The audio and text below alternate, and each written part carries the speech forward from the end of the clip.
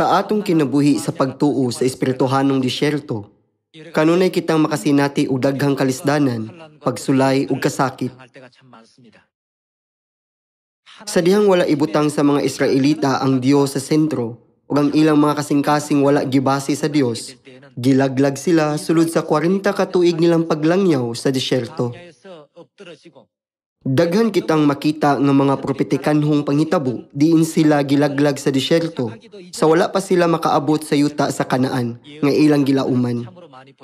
Ang atong proseso sa paglakaw padulong sa walay katapusang gingharian sa langit kay parehas. Dili ba kini ang hinungdan nga gipakita sa Dios kanato ang nahitabo kanila ingon nga mga propesiya? Sa 40 ka tuig nga paglangyaw sa disyerto, daghang mga tawo nga mibiya sa Ehipto ang nangamatay. Kini tungod kay ang paglakaw paingon sa yuta sa Kanaan kay lisod. Kun sayon pa lang, ang tanan nakasulod na unta sa Kanaan. Mao nga ang Dios miingon, apan maluwas ang magpadayon hangtod sa katapusan.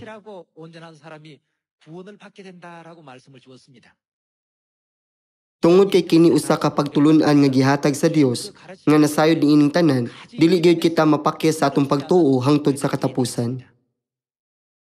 Atong ablihan ang 2 Corinthians chapter 5 verse 17. Kay bisan kinsa nga nahiusa kang Kristo, siya unsa man siya? Bag-o na siyang binuhat. Kinahanglan nga lahi kita sa kung unsa kita kaniadto sa wala pa kita makaila sa Dios. Kung kita adunay parehas nga mga hunahuna kaniadto ug parehas nga mga tinguha kaniadto, karon kinahanglan kita nga magbag-o. Ang paglaom nga atong nabatunan niining kalibutana, kinahanglan pulihan sa paglaom sa gingharian sa langit. Hunahuna ang mga binuhat nga gihimo sa Dios sa Genesis chapter 1 ug 2. Gibuhat sa Dios si Adan ug Eva isip katapusang bahin sa iyang paglalang sa ikaunom nga adlaw. Kini nahisulat nga human sa pagbuhat sa tawo, ang Dios nakakita sa tanan nga iyang gibuhat ug kini maayo kaayo. Unya mipahulay siya sa tanan niyang gibuhat.